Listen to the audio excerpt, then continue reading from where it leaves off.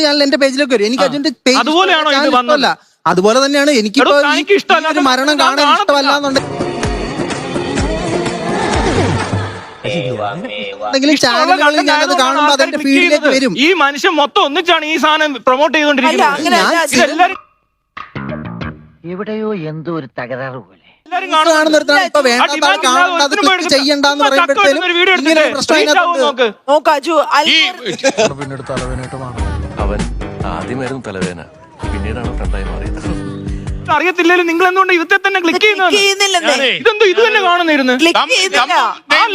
ഒത്തില്ല ആ മൂപ്പിൽ ഒപ്പിക്കാൻ നടക്കുക. അവിടെ പോയി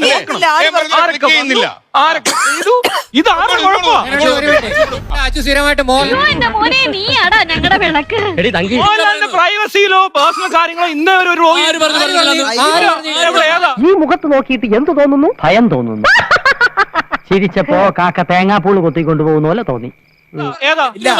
അവിടെ അയാളുടെ വീഡിയോ വരുമ്പോ ന്യൂസ് ഞാൻ എടുത്തിട്ടുണ്ട്. അല്ല, ഞാൻ ഈ ക്യാമറ കൊണ്ട് കുറ്റം പറയുന്നത് കാണാതെയാണോ?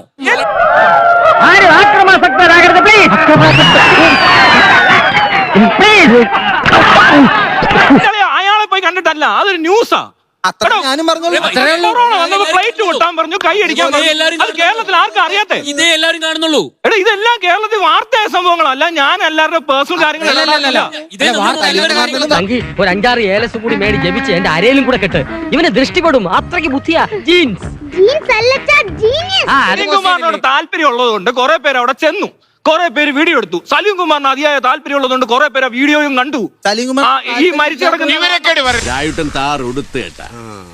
ഇനി നടക്കാൻ പോണ മുള്ളിക്കളിയുള്ള നമ്മളില്ല ഏട്ടാ, നമ്മളിവരുണ്ടാ ഫ്രീ. വലിയ നാടക ഐഡിയ കേട്ട് വിളിച്ചോണ്ട് വന്നല്ലേ, എന്നിട്ട് ഇപ്പൊ എന്തായി? ഇത് എത്രയും ഏടാകുളം പിടിച്ച സ്ഥലം എനിക്ക് അറിയില്ലായിരുന്നു മോനെ. പിന്നെ സ്വകാര്യതയോട്ട് കേറിയിട്ടില്ല. കേറിയത് ഒരു എക്സാമ്പിൾ പറ. സ്വകാര്യത കയറി ഒരു എക്സാമ്പിൾ പറ. സ്വകാര്യതയിൽ ഇഷ്ടംപോലെ ഈ നക്കി നേരോട് ഈ നക്കി എന്ന് പറഞ്ഞാലേ അയാൾ മാത്രമല്ല അത് മനസ്സിലാക്കണം കേട്ടോ. കല്യാണമൊക്കെ പബ്ലിഷ് ചെയ്യേണ്ട കാര്യമോ? അത് പബ്ലിക് ആക്കേണ്ട കാര്യമോ? കല്യാണം പബ്ലിക് ആക്കണം.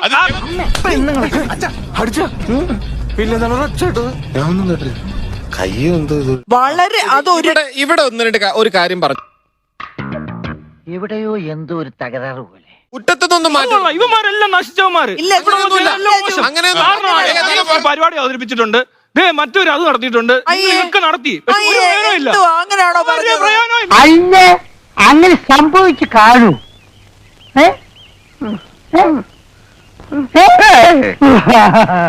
ഒരു കാര്യം കൂടെ, ഇപ്പൊ ഈ സലീം കുമാറിന്റെ അടക്കത്തിന് കുറെ പേര് വന്നു. അതിനകത്ത് ഓൺലൈൻ മീഡിയ ഉണ്ട്, മെയിൻ സ്ട്രീം മീഡിയ ഉണ്ട്, സാധാരണക്കാരെല്ലാരും ഉണ്ട്. ഇവര് വളരെ മര്യാദയ്ക്ക് വളരെ സൈലന്റ് ആയിട്ട് നടന്നുകൊണ്ട് വീഡിയോ എടുത്തിരുന്ന പ്രശ്നമുണ്ടോ? ഇല്ല അല്ലേ? ഒരു പണി കൂടെ ബാക്കിയുണ്ട്. അവന്റെ പെട്ടിയിലെ അവസാന താണി. അപ്പൊ അവിടെ പ്രശ്നം എന്താണ്? ട്രിഗർ ചെയ്ത ഫാക്ടർ അവിടെ പ്രശ്നം എന്താണ്? തിരക്ക്. ആ തിരക്കുണ്ടാക്കലാണ് പ്രശ്നം. അതെയാണ് പറഞ്ഞാൽ കൺട്രോൾ ചെയ്യണം. ആ തിരക്ക് കൺട്രോൾ ചെയ്യാനുള്ള ഫെസിലിറ്റി ഉണ്ടാക്കിയാൽ ഒരാൾ വളരെ സാവധാനം, വളരെ ദുഃഖിച്ച് അയാൾ എടുത്ത് കരഞ്ഞോട്ടെ, അയാൾ അങ്ങ് വീഡിയോ എടുത്തോട്ടെ. അതിനെന്താ അവിടെ ഇവിടെ പ്രൈവസി ഇൻഫ്രിഞ്ച്മെന്റ് ഒക്കെ വരുന്നത്?